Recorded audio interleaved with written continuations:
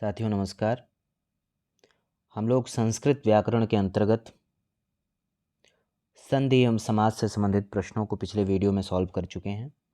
आज शब्द रूप एवं सर्वनाम रूप से संबंधित प्रश्नों को देखेंगे। ये प्रश्न हिंदी की विभिन्न परीक्षाओं में पूछे गए हैं, जिसमें UP TGT, UP PGT, DSSB और विभिन्न प्रदेशों के टीजीटी पीजीटी परीक्षाओं में ये प्रश्न पूछे गए हैं। जिन भी परीक्षाओं में संस्कृत हिंदी के अंतर्गत पूछा जाता है, उन परीक्षाओं के लिए ये प्रश्न महत्वपूर्ण हैं। आने वाले समय में टीजीटी पीजीटी की परीक्षा होनी है, इसलिए प्रीवियस ईयर के ये क्वेश्चंस बहुत महत्वपूर्ण हैं। इसके अलावा हिंदी के सभी चैप्टर्स, जिसमें आदिकाल, भक्तिकाल, रीतिकाल, आधुनिक काल, पूरा गद्य साहित्य, काव्यशास्त्र, भाषा विज्ञान, हिंदी पत्रकारिता आदि से संबंधित सभी प्रश्नों को हम लोग पिछले वीडियोज़ में सॉल्व कर चुके हैं। तो जो भी साथी आज पहली बार चैनल पर आए, उनसे रिक्वेस्ट है कि आप प्लेलिस्ट में जा कर के पुराने वीडियोज़ देख सकते हैं, और जैसे जैसे आप सिलेबस कंप्लीट कर रहे हैं वैसे वैसे आप उन वीडियोज़ का रिवीजन कर लें, देख लें। इससे आपको यह समझ हो जाएगी किस तरह से प्रश्न परीक्षा में पूछे जाते हैं। इसके अलावा जिन लोगों ने चैनल को सब्सक्राइब नहीं किया है, उनसे रिक्वेस्ट है कि आप चैनल को सब्सक्राइब कर लें, लाइक कर लें, शेयर करें चैनल को, जिससे हमें मोटिवेशन मिले और हम और अच्छे कंटेंट अपने चैनल पर, नए नए वीडियोज़ आप सबके सहयोग के लिए लाते रहें। शुरू करते हैं शब्द रूप एवं सर्वनाम रूप में, जिसमें पहला प्रश्न है, मधु शब्द का पंचमी विभक्त एक वचन में रूप होता है, क्या होता है? ऑप्शन है मधुने, मधुना, मधोह, मधुना। यूपी पीजीटी 2021 में ये प्रश्न पूछा गया था। सही उत्तर है ऑप्शन डी, मधुनः। मधु शब्द का पंचमी विभक्त एक वचन रूप जो है वह मधुनः है। मधु शब्द रूप क्या है? मधु, मधुनी, मधुनि, मधु, मधुनी, मधुनि, मधुना, मधुभ्याम, मधुवे, मधुने, मधुभ्याम, मधुव्य, मधुना, मधुभ्याम, मधुव्य, मधुनः, मधुनो, मधूनाम, मधुनि, मधुनो, मधुष, हे मधु, हे मधुनि, हे मधुनि। अगला प्रश्न है, निम्नलिखित शब्द रूपों और उनकी विभक्तियों को सुमेलित कर दिए गए कूट से सही विकल्प का चयन कीजिए। शब्द रूप और विभक्ति दिया हुआ है, आत्मनि चतुर्थी एक वचन, सर्वस्मय पंचमी बहुवचन, युष्मत् सप्तमी एक वचन, अस्माभिः तृतीया बहुवचन। तो इसमें इसको जो मिलाएंगे तो ऑप्शन बी जो है सही होगा, क्योंकि यूपीपीएससी जीआईसी 2021 में ये सवाल पूछा गया था। आत्मनि क्या है? सप्तमी एक वचन है, सर्वस्मय चतुर्थी एक वचन है, युष्मत् पंचमी बहुवचन है, और अस्माभिः तृतीया बहुवचन है। अगला प्रश्न है जो उत्तराखंड SSC LT 2020 में पूछा गया था, प्रसूतैः में विभक्ति तथा वचन है, क्या है? ऑप्शन है प्रथमा विभक्ति बहुवचन, ऑप्शन बी है द्वितीया विभक्ति बहुवचन, ऑप्शन सी है तृतीया विभक्ति एक वचन, ऑप्शन डी है तृतीया विभक्ति बहुवचन। तो इसमें ऑप्शन डी सही होगा, तृतीया विभक्ति बहुवचन। अगला प्रश्न है, अस्मद शब्द का प्रथमा विभक्ति द्विवचन का रूप है। ऑप्शन है आवाम, अहम, वयम, मया।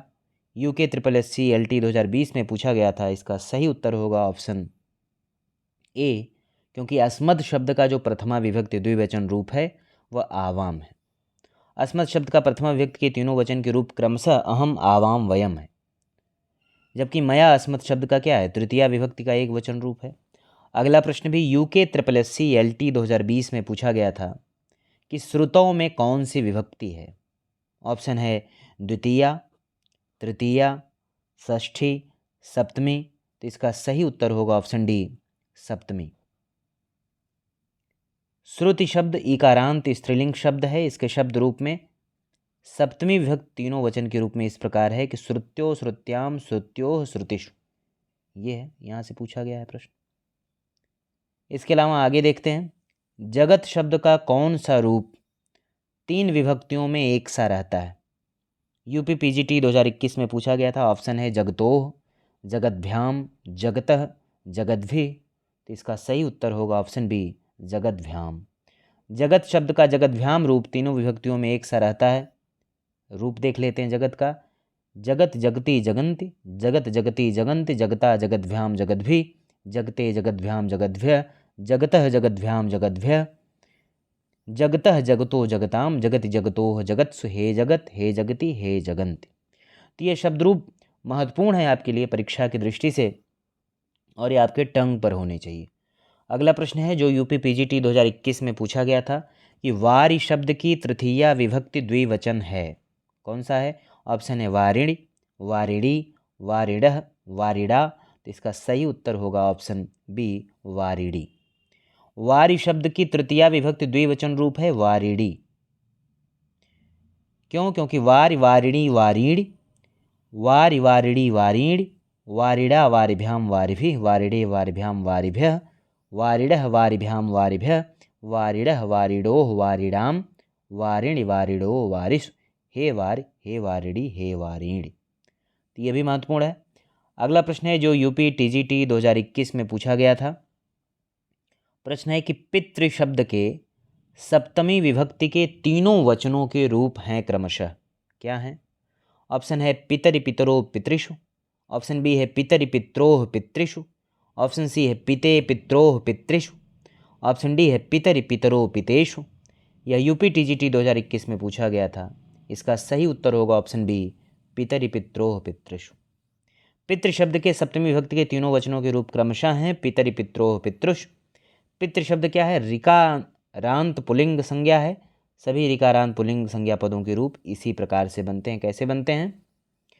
प्रथमा से देखें, पिता पितरौ पितरः, पितरम पितरौ पितृन्, पित्रा पितृभ्याम पितृभिः, पित्रे पितृभ्याम पितृभ्यः, पितुः पितृभ्याम पितृभ्यः, पितुः पित्रो पितॄणाम, पितरि पित्रोः पितृषु, हे पितः हे पितरौ हे पितरः। अगला प्रश्न है जो यूपी टीजीटी 2021 में पूछा गया था। युष्मद् शब्द के चतुर्थी विभक्ति एक वचन के रूप हैं, क्या हैं?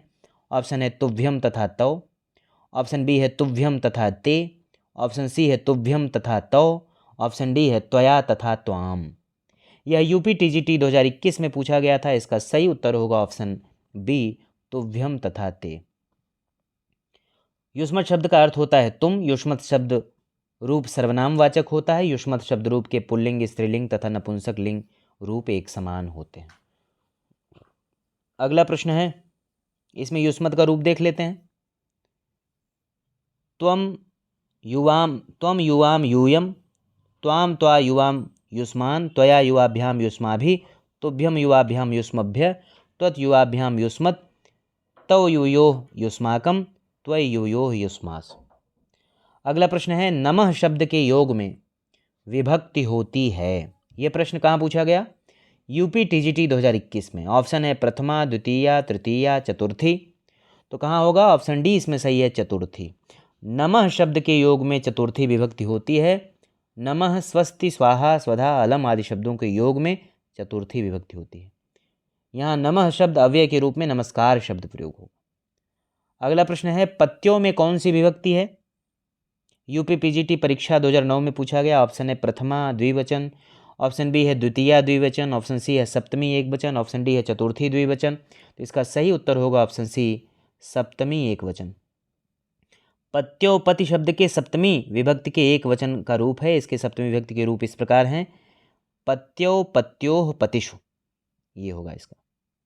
अगला प्रश्न है, स्वयंभुवि किस विभक्ति का रूप है?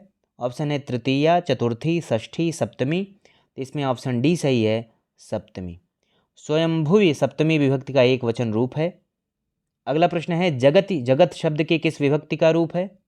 ऑप्शन है चतुर्थी, पंचमी, षष्ठी, सप्तमी। जीआईसी प्रवक्ता भर्ती परीक्षा 2017 में पूछा गया था।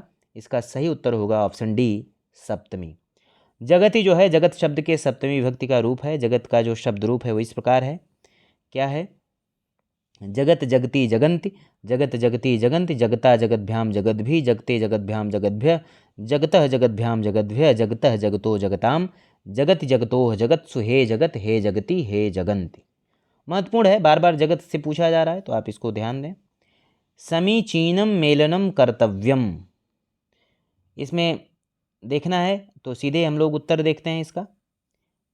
समीचीन तालिका आरपीएससी सेकंड ग्रेड में पूछा गया। तो पित्रा जो है वो तृतीया विभक्ति होगी। ऑप्शन बी है आत्मन सप्तमी विभक्ति है। ऑप्शन सी जो है ग जो है हरय चतुर्थी विभक्ति है। और भूभृताम जो है षष्ठी विभक्ति है।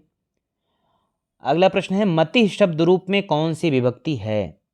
यह यूपी टीजीटी 2016 में ये पूछा गया था कि मति शब्द रूप में कौन सी विभक्ति है। ऑप्शन है प्रथमा, सप्तमी, तृतीया, चतुर्थी।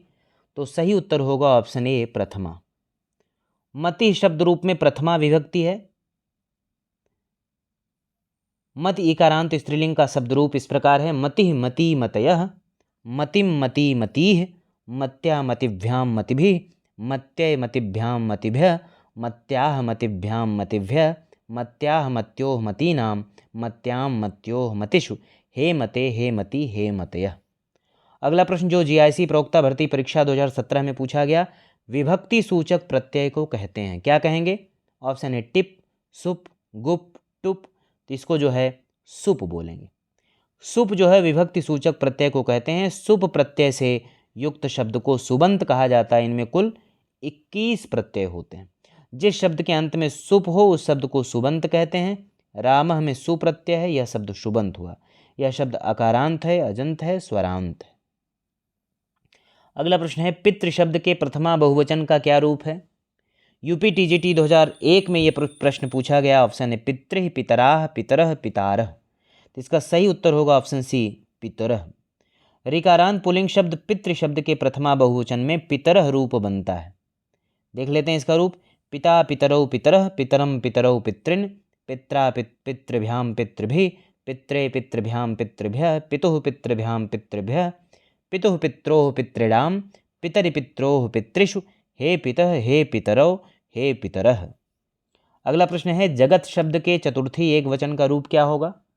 यह यूपी टीजीटी 2005 में पूछा गया। ऑप्शन है जगते, जगतः, जगतो, जगद्भ्यः। तो इसका सही उत्तर होगा ऑप्शन ए जगते रूप बनेगा। जगत शब्द के चतुर्थी एक वचन में जगते रूप बनता है। चतुर्थी विभक्ति के द्विवचन एवं बहुवचन में क्रमशः जगद्भ्याम एवं जगद्भ्यः रूप बनेगा। जगतः रूप पंचमी विभक्ति एवं षष्ठी विभक्तियों दोनों के एक वचन में बनेगा। और जगतोह जो रूप है वो षष्ठी एवं सप्तमी दोनों विभक्तियों के द्विवचन में बनेगा। जगद्भ्यः रूप चतुर्थी एवं पंचमी दोनों विभक्तियों के बहुवचन में बनता है। अगला प्रश्न है मति शब्द के षष्ठी एक वचन का रूप क्या है।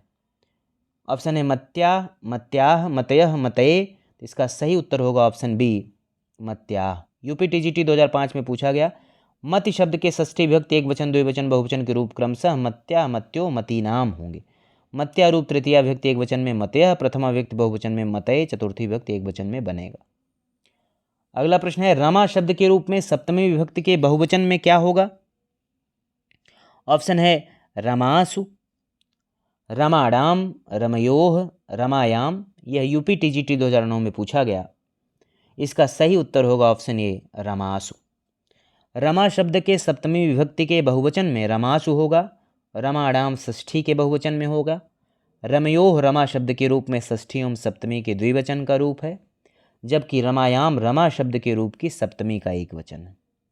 अगला प्रश्न जो यूपी टीजीटी 2009 में पूछा गया, अस्मद शब्द के तृतीया विभक्ति के रूप हैं, क्या है तृतीया विभक्ति के रूप।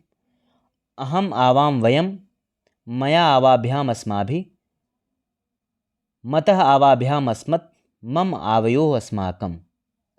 तो इसमें आप देखें तो ऑप्शन बी सही होगा, क्योंकि अस्मत् शब्द के तृतीया विभक्ति में मया आवाभ्याम अस्माभिः होगा, जबकि अहम आवाम वयम प्रथमा विभक्ति का रूप है, मत आवाभ्याम अस्मत् पंचमी विभक्ति का रूप है तथा मत आवयोः अस्माकं षष्ठी विभक्ति का रूप है। तो इसलिए ये ऑप्शन बी सही होगा। अगला प्रश्न देखते हैं राम शब्द के षष्ठी एक वचन का रूप क्या होगा। यूपी टीजीटी 2009 में पूछा गया। ऑप्शन है रामो, रामस्य, रामे, रामेषु। तो सही उत्तर होगा ऑप्शन बी रामस्य। रामस्य शब्द राम शब्द के षष्ठी विभक्ति एक वचन का रूप है, जबकि रामो प्रथम विभक्ति के द्विवचन में होगा, रामे सप्तमी के एक वचन में होगा और रामेश सप्तमी के बहुवचन में। ठीक है, अगला प्रश्न देखते हैं 80 नंबर। रामेण शब्द रूप में कौन सी विभक्ति है। ऑप्शन है प्रथमा,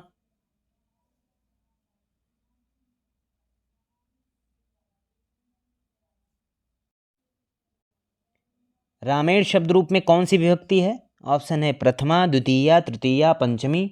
तो यूपी टीजीटी 2011 में पूछा गया था। सही उत्तर होगा ऑप्शन सी तृतीया। रामेण शब्द जो है राम के तृतीया विभक्ति एक वचन का रूप है। प्रथमा विभक्ति में राम का रूप है रामः रामो रामा। द्वितीया विभक्ति में रामम रामो रामान। तृतीया विभक्ति में रामेण रामाभ्याम रामयेह। और पंचमी विभक्ति में रामात रामाभ्याम रामेभ्य। तो स्पष्ट है तृतीया विभक्ति है रामेण में यहाँ पर। तो आज के जो वीडियो में इतने ही क्वेश्चंस। अगले वीडियो में हम लोग शब्द रूप एवं सर्वनाम रूप के प्रश्नों को ख़त्म करेंगे। आप लोग बार बार रिवीजन करते रहें, प्रीवियस ईयर के क्वेश्चंस को सॉल्व करते रहें और अपनी जो वस्तुनिष्ठ किताब है उससे आप बार बार रिवीजन करते रहें, बार बार पढ़ते रहें। मेरी तो सलाह यही है कि आप आदिकाल पढ़ें तो आदिकाल के सवाल लगा लें, भक्तिकाल पढ़ें भक्तिकाल के सवाल लगा लें, और ये शब्द रूप धातु रूप ये सब पढ़ें आप तो उससे संबंधित सवालों को सॉल्व कर लें, तो जिससे आपको परीक्षा में बेहतर प्रदर्शन करने में मदद मिले। तो मिलते हैं नेक्स्ट वीडियो में। धन्यवाद।